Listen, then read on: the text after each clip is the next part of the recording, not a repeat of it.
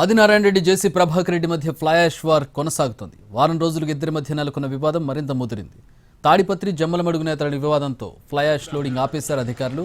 మరోవైపు తాడిపత్రి నుంచి వచ్చే ప్రతి వాహనాన్ని తనిఖీ చేస్తున్నారు.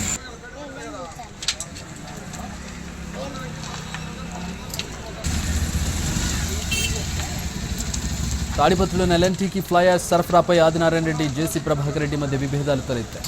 రాయలసీమ థర్మల్ పవర్ ప్రాజెక్టు దగ్గర పోలీసులు భారీ బందోబస్తు ఏర్పాటు చేశారు.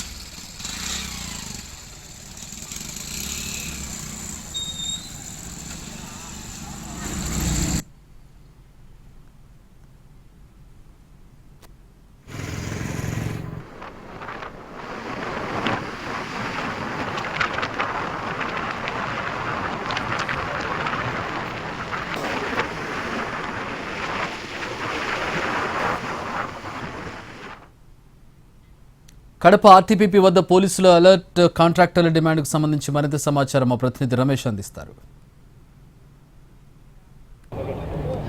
రాయలసీమ థర్మల్ పవర్ ప్రాజెక్టులో వేస్ట్గా వెళ్లే బూడిద ఫైట్ ఇద్దరు నేతల మధ్య వార్కు దారితీసింది. ప్రధానంగా టీడీపీ బీజేపీ నేతలు ఈ యొక్క ఫ్లైయాష్ కోసం నువ్వా నేనా అంటూ పంతానికి వెళ్తున్నారు.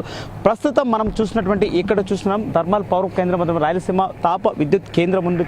ఇక్కడ బొగ్గుతో ఇక్కడ విద్యుత్ ఉత్పత్తి అనేటువంటిది జరుగుతూ ఉంటుంది. ఆ బొగ్గుతో ఉత్పత్తి జరిగినటువంటి తరువాత విడుదలయ్యేటువంటి ఫ్లైయాష్ వివిధ కంపెనీలకు సరఫరా చేస్తూ ఉంటారు. ప్రధానంగా సిమెంట్ ఫ్యాక్టరీలతో పాటు అదేవిధంగా బ్రిక్స్ చేసినటువంటి ఇండస్ట్రీస్ సైతం ఈ యొక్క ఫ్లైయాష్ను యూజ్ చేస్తూ ఉంటాయి. కాకపోతే గత కొద్ది రోజులుగా అంటే దాదాపు ఒక 20 రోజులుగా జేసీ కుటుంబానికి అదేవిధంగా దేవగుడి కుటుంబానికి మధ్య ఈ యొక్క ఫ్లైయాష్ లోడింగ్ అంశం అనేటువంటిది ఒక ఫైట్ అంటే ఒక వార్కు దారి తీసిందని చెప్పవచ్చు. ఎందుకంటే తమకే కాంట్రాక్ట్ కావాలంటూ ఇరు వర్గాలు కూడా పట్టుపడుతున్నాయి. అయితే కాకుండా గతంలో మాకు ఇవ్వాల్సినటువంటి బిల్లులు ఇవ్వకపోవడం వల్లే మేము లోడింగ్ వ్యవస్థను ఆపామంటున్నాయి ఒక వర్గం. సో ఏది ఏమైనప్పటికీ కూడా అటు జేసీ వర్గం కావచ్చు ఇటు దేవగుడి ఆదినారాయణ రెడ్డి వర్గం కావచ్చు వీరిద్దరి మధ్య కూడా ఒక ఫైట్ అనేటువంటి దారి తీసింది. మనం చూస్తున్నాం ఈరోజు తమ వాహనాలకు ఎలాగైనా సరే లోడింగ్ చేయాల్సిందే అనేటువంటి జేసీ ప్రభాకర్ రెడ్డి పట్టుబట్టినటువంటి వైనంలో ఆయనకు సంబంధించినటువంటి వాహనాలన్నీ కూడా మనం ఇక్కడికి వస్తున్నాయి. మనం గమనించవచ్చు ప్రతి వాహనం కూడా ఇక్కడికి వచ్చేసి ఆపేస్తున్నటువంటి పరిస్థితి మనం చూడవచ్చు. ఎందుకంటే ఇప్పటికే కాంట్రాక్టర్లు చేరుకున్నారు.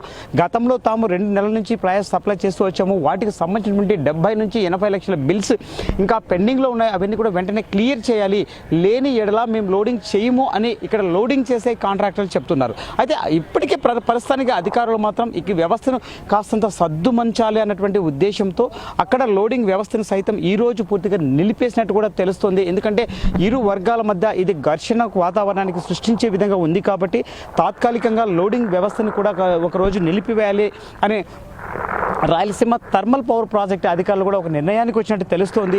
ఏదేమైనప్పుడు కూడా అంటే ఇప్పటికే జేసీ ప్రభాకర్ రెడ్డి ఒక అల్టిమేటం సైతం జారీ చేశారు. కడప పోలీసులకు ఒక లేఖ సైతం దానికి సంబంధించినటువంటి ఒక అంశాన్ని విడుదల చేశారు.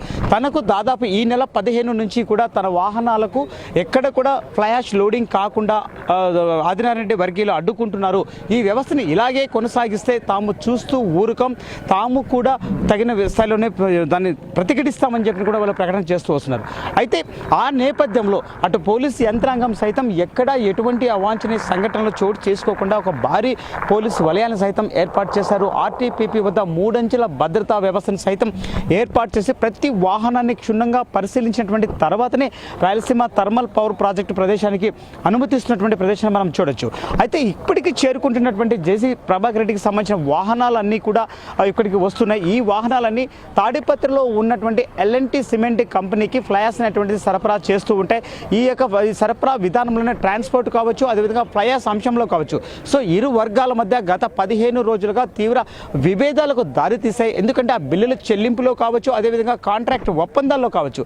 సో ఇరువురి మధ్య కూడా ఒక సరైనటువంటి అవగాహన లేకపోవడం, ఒప్పందం అనేటువంటి కుదరకపోవడం వల్లే ఇక్కడ వార్కు తెరలేసిందని చెప్పవచ్చు. కెమెరామ్యాన్ చాంద్తో రమేష్, ఆర్టీపీపీ నుంచి.